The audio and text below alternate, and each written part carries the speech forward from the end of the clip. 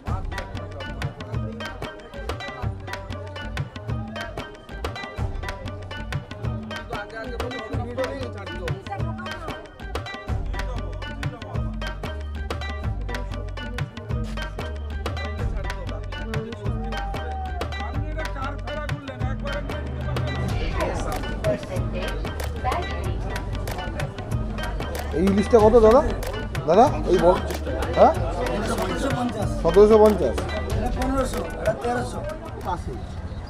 এখন যাই, হোটেলে যাই, গিয়ে ফ্রেশ হয়ে স্নান টান করি, তারপরে যাব মন্দিরে। এখন ব্রেকফাস্ট করতে বসেছি। আমি ম্যাগি খাচ্ছি, মামনিরা লুচি খাচ্ছে, আর বুম্বাও ম্যাগি খাচ্ছে। আর ওদের সব স্নান টান হয়ে গেছে। এরপরে আমি ম্যাগিটা খেয়ে স্নান টান করে বেরিয়ে যাবো। এখন আমরা বেরিয়ে গেছি, এখন যাচ্ছি মন্দিরে। আর আমরা চেক আউটও করে গেছি, আমাদের লাগেজগুলো ওখানেই আছে।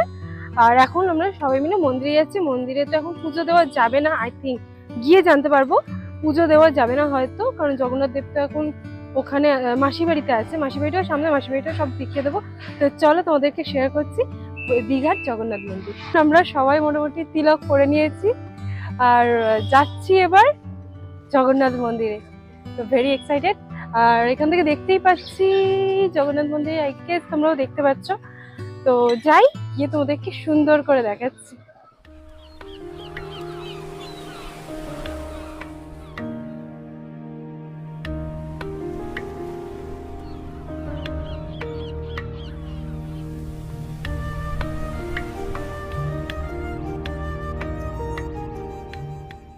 এখানে ক্যামেরা অ্যালাউ নয়, তাই জন্য ক্যামেরার থেকে করছি না। এখন আমরা করছি হচ্ছে আমি করছি হচ্ছে ফোন দিয়ে এখন ভিডিওটা শ্যুট করছি, কারণ ক্যামেরা অ্যালাউ নয় এখানে।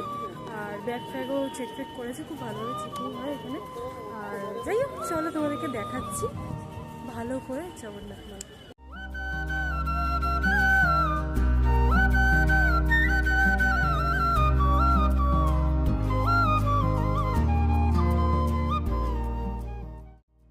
এখন মন্দিরের সামনে আছে, দেখতেই পাচ্ছ। এটা এরপরে কতটা ভিডিও করতে হবে ঠিক জানি না, বাট যতটা দেখাতে পারছি আশা করি তোমাদের ভালোই লাগছে। এটা হচ্ছে জগন্নাথ মন্দিরের গেটটা শুরু হয়েছে, একটা গেট আমরা ক্রস করে এসেছি। তো এটা হচ্ছে একটা সেকেন্ড গেট, এরপরে ভেতরে যেতে হবে। তো চলো চটপট যাওয়া যাক।